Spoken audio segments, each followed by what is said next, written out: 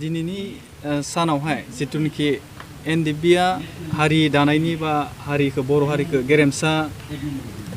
माहारि दानो थाखाय जिथुनिखि हाथियारनि संग्राम बा बिसेफनिफ्राय एनडिएफबि नाम मुङै नामकरण मुङै दिनैसिम मोनफैदों बावैसो जेनेबा डिसबेन्ड जादों बिनिनो जिथुनिखि माने गिबि मंख्लं दिनैनि माने 14 सेप्टेम्बर दा बेवहाय नोंथांनि फंबाय बि बांबुरगोराया माने मंख्लं जादों दिनैनि सानाव नोंथाङा मा बुङो? गिबियावनो आङो बड'लेण्ड रादाब आरो समनि थान्दै आरो निउस 8 बे चेनेलखौ आं साबायखर बावग्रोबाय लोगोसे नोंथांनि जिथु कुइसन बे कुइसननि सायाव आं बेखौनो गुसुङै बुंनो लुगैदों जे दिनैहाय एनडिएफबिखौ दिनै जों मानो दादोंमोन आरो बे एनडिएफबिखौ दानायाव दिनै फंबाय बांबुरगोराया बोरै जड़ित जाखो आरो 1988 मायथाइनि 14 सेप्टेम्बराव मानो जिउ बावनो हाखो बिनि सायाव आं गुसुङै बिजिरग्रोनो नागिरदों। गिबियावनो एनडिएफबिखौ दानायनि सिगां एनडिएफबिनि साफ्रोमबो मावथिफ्रा बर' हारिनि गुबुन गुबुन दाब दाब जायगायाव थानाय बर'फोरनि जिथु हालोद बे हालोदखौ स्टाडि खालामग्रोनाय जादोंमोन। जेरैहाय त्रिपुरानि ककबरक बे ओनसोलाव थानाय जेसेबां त्रिपुरि ककबरकफोर बै समाव बिथांमोनानो राजा खुंदोंमोन रायजो खुंदोंमोन नाथाय मोनसे समावहाय बाव बर'फ्रा आउट नाम्बार जानानै बै जायगानि बेंगलिफ्रा माने गावसोर 80% जाहैदों आरो लोगोसे बिथांमोना जोंनि बर'फोरखौ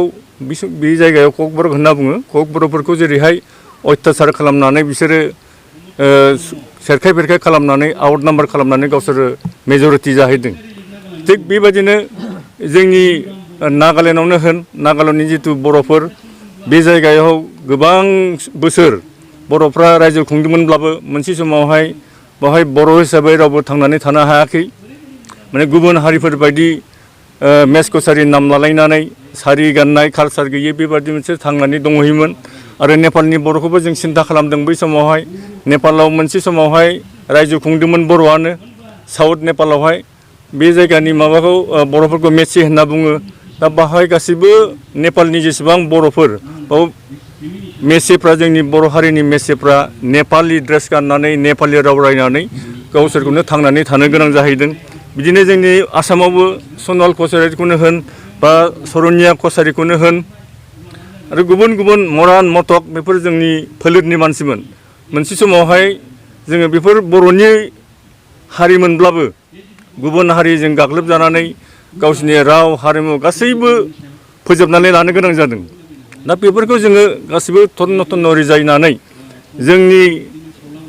जि एसे बर' रायज्लायग्रा मानसिफोर दङ बिसोरखौनो जोङो बोरै बुथुमनानै जोङो मोनसे गोख्रों मोनसे गोख्रों बर' हारि दानो जों बोरै हाहैगोन बेखौ जोङो सिन्था धारा खालामनानै बे एनडिएफबिखौ दानाय जादोंमोन। बै समावहाय अबयसे बिएसएफ होनना बुङोमोन बर' सिकिउरिटि फर्स बर' सिकिउरिटि फर्सखौ जोङो 1986 नि 3 अक्ट'बराव जों गायसनदोंमोन। बे गायसननायनि उनावहाय दिनैहाय जोङो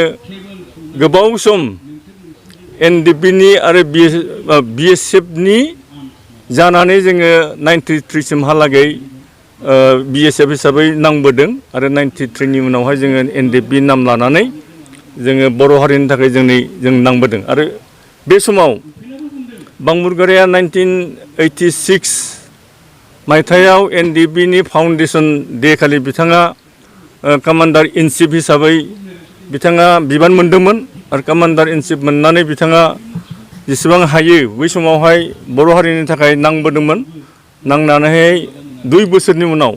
अर्थात 1988 मायथाइयाव दिनैनि बे 14 सेप्टेम्बरावनो बाहाय गोबां माने गावजों गावनि गेजेराव दाङाबाजि जादोंमोन नाथाय बिथांमोनहा बे बांबुरगोरामोनहा बेयाव थांनायनि कारना बे नङामोन जे सोरबा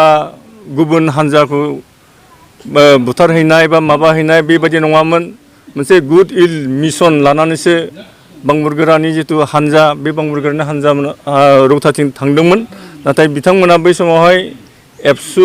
भलुन्टियार्स फर्स बेबायदि हिसाबै सेपारेट स्टेटनि थाखाय बिथांमोना गोख्रों भाबै आन्दलन खालामबाय थादोंमोन संग्राम खालामदोंमोन किन्तु बे समाव बिथांमोना गावसोरखौ माबा मोनसे खालामहैनो हागौ ओरै होननानै बांबुरमोना गावसोरनि मोनसे गुड उइल मिसनाव थांनायखौ बिथांमोना सिखाव दखायत होननानै बै समावहाय हमनानै धुपगुरि बरिगाव धुपगुरि होननाय एलपि स्कुलावहाय ज' 17 जन जोंनि एनडिएफबि आरो माखासे सिम्पाथाइजारफोरखौ लानानै गासै 17 जन बिथांमोनखौ खाजोबनानै बे धुपगुरि बरिगाव एलपि स्कुलावहाय टर्चार होनानै बांबुरगोराया बेयाव जिउ जोबनो गोनां जादों आरो माखासे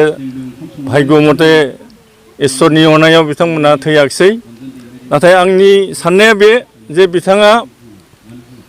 बांबुरगोराया जिउ जोबदोंब्लाबो जिउ थांदोंब्लाबो जोङो मुंख्लं फेमिलि हिसाबै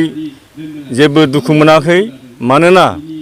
बिथाङा जे बर' हारिनि थाखाय मोनसे गिदिर मिशन लानानै बिएसएफनि गेजेरजों बा एनडिएफबिनि गेजेरजों बर' हारिखौ सिबिनो ओंखारदों बा जिउ बाउनो हादों बे आरो लोगोसे बिथांनि मुंख्लं जानायाव जोंनि दुलाराय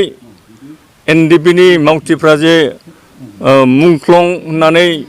डिक्लेरेसन होदों बे डिक्लेरेसन होनायनि सायाव आंहा जोबोद गोजोननाय मोनदों आं बेवहाय हारिखौ अननायाव जड़ित थाफानाय हिसाबै बिथांनि जिउ बाउनायाव आङो खुनु दुखु मोननाय फैयाखै दिनैनि सानाव जिथुनि नोंथांनि फंबाय बि बांबुरगोराया माने मुंख्लं जादों दा नैबे मुंख्लं सानावहाय माने बर' हारिनिसिम नोंथाङा दिनै मा मेसेज होनो थांगोन माने दिनैहाय एनडिएफबिआ 34 इयार्स संग्राम खालामनानै दिनै बे परिबेसाव सफैबाय दाख्लै जोङो बयबो मिथिगौ जे 2020 सननि 27 जानुवारियावहाय भारत सरकार एबसु एनडिएफबि मोनब्रै गावस्रानाय लोगोसे इउबिपिअ आरो हम मिनिस्ट्रिनि प्रेजेन्सआवहाय मोनसे बर'नि गोजोन पिस एग्रिमेन्ट जानानै थांदों बे पिस एग्रिमेन्टखौ जोङो बर' हिसाबै हास्थायाखैमोन मानोना दिनैहाय जोङो सभरेनिटिनि थाखाय जों स्टार्ट खालामदोंमोन जोंनि दावहाखौ एनडिएफबिआ बिनि उनावहाय जोङो सिज फायारनि गेजेरजों सावराय जेरैहाय प्रेक्टिकेलि जों मोनसे नलेज मोनबाय जे भारत सरकारा सभरेनिटिखौ लानानै सावराया आरो बिनि उनावहाय मोनसे समावहाय जों सेपारेट स्टेट बिदोंमोन बे सेपारेट स्टेटखौबो दिनैहाय भारत सरकारा गनायोहाय थांनाय जिथु सुक्ति जिथु पिस एग्रिमेन्ट बे पिस एग्रिमेन्टखौ जादों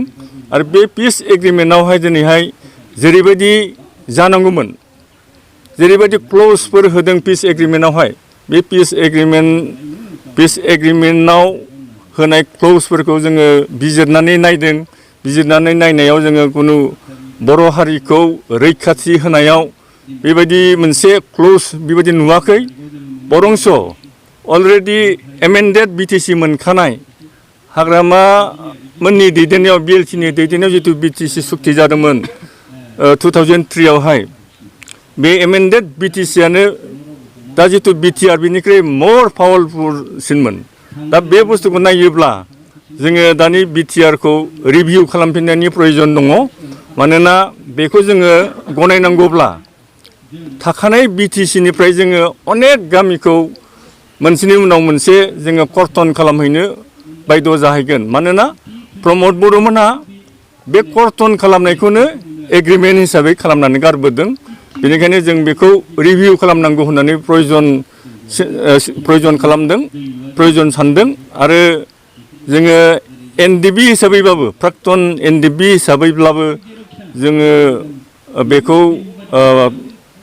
जोंनि गेजेराव सावरायनाय जादों डिसिसन लादों जोङो बे बारावहाय जोङो मोनसे पलिटिकेल पार्टिनि गेजेरजों मोनसे गभर्नमेन्ट दानानै जोङो बेफोर गासैखौबो बर' हारिनि थाखाय रैखाथि होनांगौनि सार्थआवहाय रिभिउ खालामनानै मोनसे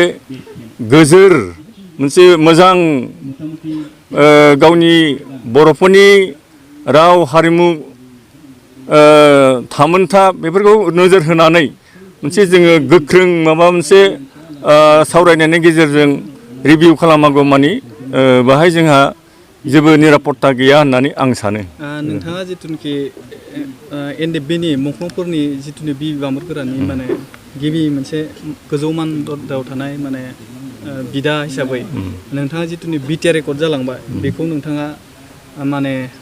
गनायना लानो हादों हायाखै मा बुङो नोंथां? आङो गोलावै बुंनो थाङोब्लाथ' जेनेबा गनायनो हायै बायदि, खारन बाहाय बर' हारिनि बा ट्राइबेलफोरनि मोनसे निरापत्ता गैया। आं बुंखांबाय दहायनो जे बे बिटिसिआ जिथु पावारफुल दंमोन बेखौ जों दिनैहाय कर्तन खालामनानै मोनसेनि उनाव मोनसे गुबुन गामिफोरखौ जोङो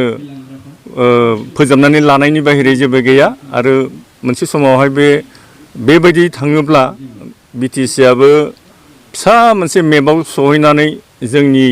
थासारिया गाज्रि जाहैगोन होननानै आं सानो।